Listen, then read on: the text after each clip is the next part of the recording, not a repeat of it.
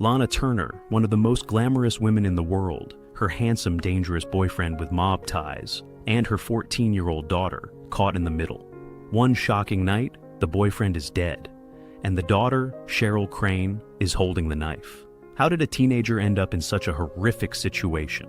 What really happened that night in Lana Turner's opulent Beverly Hills mansion? And how did Cheryl Crane not only survive this unimaginable trauma, but go on to build a life of her own? This is the incredible, often heartbreaking story of Cheryl Crane. Cheryl Christina Crane, born on July 25, 1943, at Hollywood Hospital in Los Angeles. Her mother was the one and only Lana Turner, a true screen legend. Her father was Joseph Steve Crane, an actor who later became a successful restaurateur. Lana Turner was known for her stunning beauty and a personal life that was always making headlines. Steve Crane from Indiana tried acting but later admitted he was a very poor actor. Their marriage was pure Hollywood drama. They met in 1942, married super quickly, but oops, Steve's divorce from his first wife wasn't final, so that marriage to Lana was annulled. But then, Lana found out she was pregnant with Cheryl, so they remarried in March 1943. It didn't last though. They divorced about a year after Cheryl was born. Despite all that, Steve Crane would remain an important and often stabilizing figure in Cheryl's life. Cheryl's entry into the world was dramatic too. She had a near-fatal blood condition at birth. Growing up, Cheryl described her early life as being famous at birth and pampered silly in ritzy Bel Air. But pampered didn't mean stable. Much of her childhood was spent with governesses and her grandmother. It was reportedly a full year before Cheryl and her mom even spent any time alone together. Lana's demanding career and her string of relationships meant she was often absent. Even as a toddler on set, Cheryl learned not to mess up her mom's appearance, prioritizing her mother's public image over a kid just being a kid. But things took a much darker turn with her stepfather, Lex Barker, famous for playing Tarzan, whom Lana married in 1953.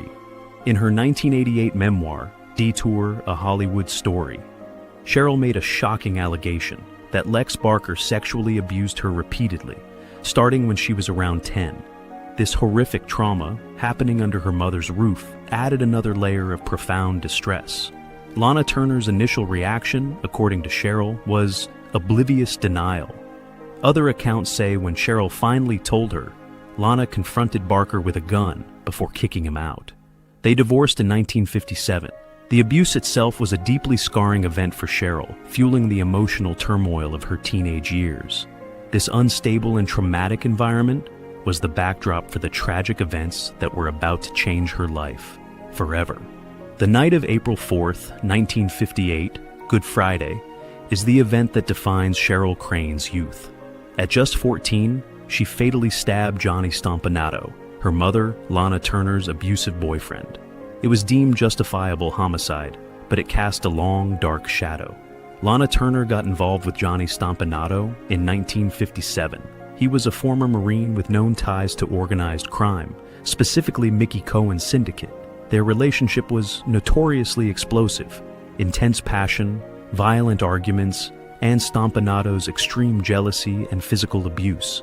Once, when Lana was filming in London, Stompanato, in a jealous rage about her co-star Sean Connery, flew there and threatened Connery with a gun. Stompanato got himself deported. The abuse continued. Lana claimed Stompanato had drugged her and taken compromising photos, possibly for blackmail. Just before his death, Stompanato assaulted Lana after she attended the Academy Awards without him. This was the dangerous man in their lives. On that Good Friday evening, Stompanato was at Lana Turner's Beverly Hills home. A massive argument erupted in Lana's bedroom. Stompanato was furious because Lana wanted to end their abusive relationship. He allegedly made horrific threats to kill Lana, Cheryl, and Lana's mother, and to disfigure Lana. Cheryl, in another room, heard the violence. Terrified for her mother's life, she ran to the kitchen, grabbed a knife, and went back upstairs. As the bedroom door flew open, she saw Stompanato advancing towards her mother with his hand raised. Cheryl stated, "I raised the knife and he walks right into it." Stompanato reportedly looked at her and said, "My God, Cheryl, what have you done?" before collapsing. An autopsy confirmed he died from a single knife wound. Cheryl called her father, Steve Crane, Lana called a doctor, then her lawyer, the famous Jerry Giesler. Police Chief Clinton Anderson reported that Lana pleaded, "Please, let me say I did it." Cheryl was taken to the police, booked, and held in juvenile hall. A coroner's inquest on April 11, 1958, was a media circus. Lana Turner gave a dramatic, emotional account of the abuse. Cheryl's written statement asserted she acted because Stompanato kept threatening her, and I thought he was going to hurt her. After about 25 minutes, the jury ruled the killing a justifiable homicide.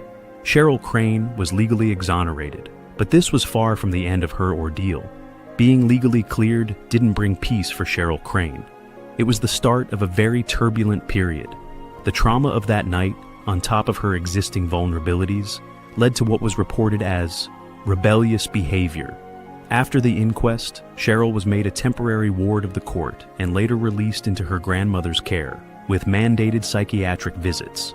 But her difficulties continued. In March 1960, she was placed in the El Retiro School for Girls in Sylmar, a boarding school for girls who were wards of the LA County Court. Her time there was stormy. She escaped twice by climbing a 10-foot wall, only to be returned. Later, Cheryl was released from El Retiro into her mother's custody. Lana, worried Cheryl was still suffering, sent her to the Institute of Living in Hartford, Connecticut, a psychiatric facility. Cheryl described this as being in a luxurious asylum. Her struggles were severe. She reportedly had issues with drugs and was arrested for lewd conduct. The emotional pain peaked in 1962, when she attempted suicide while institutionalized. The years right after the Stompanato incident were a crisis period for Cheryl, played out against public notoriety and institutional confinement. After those incredibly tough teenage years, Cheryl Crane began the long journey of rebuilding her life, finding stability, pursuing her own career, and forming lasting relationships. A big step was working for her father, Steve Crane, at his famous Polynesian restaurant, the Luau, in Beverly Hills. She started as a seater and later said, "It took the restaurant business to get me out of my shyness." This was clearly crucial for her. Her interest in the hospitality world led her to study restaurant management at Cornell University. A pivotal moment in her personal life came in 1970 when she began dating model Joyce Josh Leroy, reportedly introduced by Marlon Brando. This relationship proved to be a lasting and incredibly stabilizing force. They were still together over 35 years later and eventually married on November 14, 2014. In her memoir, Detour, Cheryl shared that she came out as a lesbian to her parents as a teen. Her mother, Lana Turner, eventually came to accept her daughter's identity. Understanding it was Cheryl's story to tell. After the Luau closed in 1979, Cheryl and Joyce moved to Honolulu, then San Francisco. Cheryl embarked on a new career as a real estate broker, and as of 2011, was living in Palm Springs, California, continuing her successful real estate career. In 1998, she faced another battle: breast cancer. She underwent a double mastectomy, radiation, and chemotherapy, and successfully overcame it. A really significant part of Cheryl Crane's adult life has been her work as an author, sharing her personal story with incredible candor and exploring her creative side through fiction. Her 1988 memoir, Detour, A Hollywood Story, co-written with Cliff Jarre, was a New York Times bestseller. It was her chance to tell her life story in her own words. The book recounted her upbringing, the complexities of her famous family, the shocking sexual abuse by her stepfather Lex Barker, and provided her personal narrative of the night she killed Johnny Stompanato, emphasizing she acted to protect her mother. Detour also publicly disclosed her identity as a lesbian. The memoir was generally praised for its honesty, with The Washington Post calling it a story of horror and healing. 20 years later, in 2008, Cheryl published a second memoir, Lana. The memories, the myths, the movies, a more celebratory look at her mother's life and career, filled with photos and personal insights. She also wrote a series of mystery novels featuring Nikki Harper, a celebrity realtor turned sleuth whose mother is a screen goddess. Clear parallels to Cheryl's own life. The series includes The Bad Always Die Twice, Imitation of Death, and The Dead and the Beautiful. The relationship between Cheryl Crane and Lana Turner was a real Hollywood epic itself, full of deep love, profound neglect, shared trauma, and eventual reconciliation. Cheryl's early childhood was marked by maternal distance. Films like Imitation of Life, which Cheryl felt mirrored her own painful experiences, initially made her feel colder toward her mother. The Stompanato killing added immense strain. However, the publication of Detour was a turning point. Cheryl recalled Lana eventually understanding it was Cheryl's story to tell. A particularly healing moment came in adulthood when Lana finally acknowledged and thanked Cheryl for her actions on that fateful night. Cheryl said this belated acknowledgement was like being hugged by the greatest hug in the world. Despite years of turmoil, they achieved a measure of closeness in Lana's later years. By the time Lana Turner passed away from cancer in 1995, she and Cheryl were reportedly close. In her later years, Cheryl Crane has continued to live a life defined by personal stability and professional success, primarily in real estate in Palm Springs, alongside her wife, Joyce Josh Leroy. She has selectively participated in documentaries discussing her life and her mother. The killing of Johnny Stompanato remains a subject of intense public fascination. Recognized by Time magazine as one of the 20th century's most notorious crimes, there have been multiple attempts to dramatize the story, with a new feature film reportedly in development in 2023.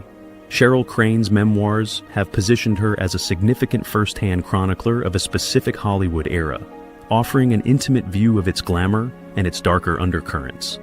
Cheryl Crane is more than just a figure linked to a Hollywood scandal. She is a survivor who forged her own identity and achieved a